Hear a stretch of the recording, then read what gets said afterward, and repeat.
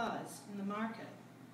The older woman selling strawberries a few stalls down was craning to look at something, but the narrow aisle was packed with babushkas in colorful headscarves, teenage girls in micro-mini skirts, housewives with square bodies, and men in business suits that had seen better days. Hannah smelt a foreign perfume mingling with the sweat and old cardboard of the market. The crowd cleared, and she saw a beautiful Russian woman with auburn hair and Western clothing. The woman was talking gaily to an older man who sold things like coffee makers, toothbrushes, and towels. The man said something, and the woman tossed her head back and laughed. Even though he was one of the most serious people Hannah had ever known, he actually laughed with her, pinching at his bulbous nose. Hannah felt what she called the ache, a very real physical pain in her chest, which happened whenever she saw something she wanted, but feared she'd never get. The woman was one of those people who drew others to them like bees to plum jelly. The kind of woman Hannah had always hoped to become. She wanted to become one of Moldova's success stories, but now she worried it might never happen. Just over a year ago, her parents had been killed in a bombing in the breakaway Republic of Transnistria. It was predominantly Russian, and its people longed for the days when they had been part of the Soviet Union. Many people thought they'd be better off if they separated and rejoined the motherland, but of course the rest of Moldova didn't want this, and the rebellion had begun. Hannah hadn't wanted her parents to go to the wedding, but it was her father's brother, and he didn't have a choice. Hannah had exams, so she didn't come, or she would have died in the cafe too, along with the Minister of Interior, 2 of his security guards, a cook, a waiter, 2 teenage girls, and her parents. When they died, Hannah had gone from being one of the smartest girls in her class, someone with real possibilities, to just another poor girl who worked in the market. She feared that all her friends would eventually leave her, like her ex-boyfriend Daniel, and she'd be stuck here selling carrot salad until her hands turned yellow and the expression on her face shifted into a permanent frown. The woman strode toward Hannah, gliding around the other shoppers. Hannah swallowed, and her heart started beating faster.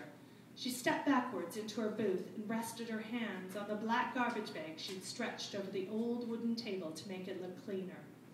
The woman smiled, a little wider than was normal in Moldova, especially for strangers. "Privyet? It's nice to finally meet you, Hannah." Hannah had never seen this woman in her life. She stared at her in confusion. "I'm Olga, Valeria's friend," the woman said. The agent. The night before, Hannah and her babushka had been visiting her Uncle Petru and his new wife, Valeria, when Valeria told her she knew an agent who was looking for a nanny to go to America, and she'd recommended Hannah. But she hadn't given her any details. She just tossed it in the air like a petal plucked carelessly from a flower, and Hannah hadn't taken her seriously because Valeria was the type of person who said things like that just to make herself seem important. "Yes, she mentioned you," Hannah said, crossing her arms over her dirty apron. She wished Valeria told her that Olga was coming to the market. She would have worn something nicer, maybe even some mascara and a little red lipstick. Olga's jacket didn't have any buckles or zippers or bumpy skin, and it smelt of real leather. "Would you like to touch it?" Olga asked, reaching out her arm. "It's from America." How embarrassing. Olga had been gaping at her jacket like some peasant. She reached out to touch it briefly with one finger before dropping her hand down by her side. "It's very nice." "You can buy many things like this when you go to America," Olga said. "I hope you know what an opportunity this is." "I didn't know it was a real thing," Hannah answered, feeling shy despite herself. "Well, I'm doing a favor for Valeria," Olga said. "She told me your babushka got an eviction notice, and she and Petru can't afford to subsidize your income." "An eviction notice?" Olga was telling Hannah things she didn't even know about her own family, right here in the bazaar where anyone could hear. It was true that money had gotten tighter in the last few months, but Babushka hadn't said anything about an eviction notice. She glanced at the woman in the booth beside her who sold lettuce, cabbage, and radishes. The woman was staring straight ahead, but Hannah could tell she was listening. Your Babushka can move in with Petra and Valeria, but they don't have room for you, too. If you stay, you may have to move to the village alone, Olga said. The village? She was a city girl.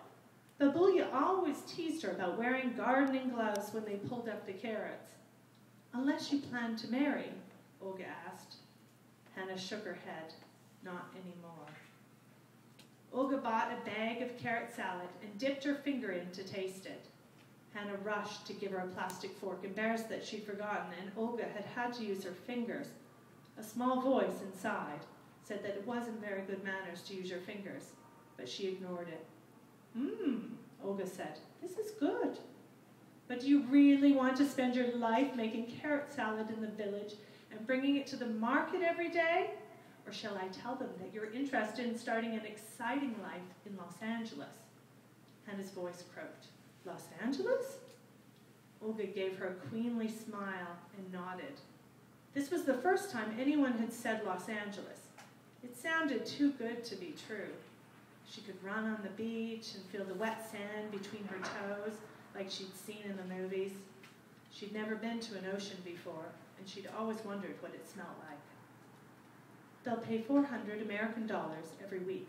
Olga paused to let it sink in, plus room and board.